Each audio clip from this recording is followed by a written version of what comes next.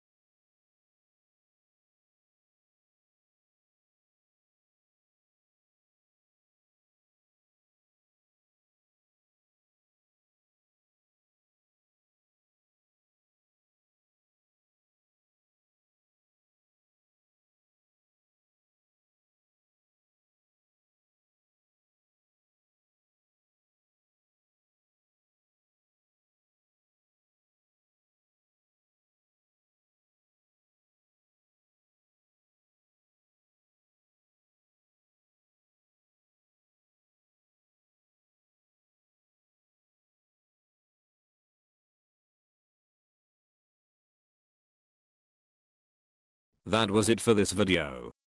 Hope you understood. See you in another one.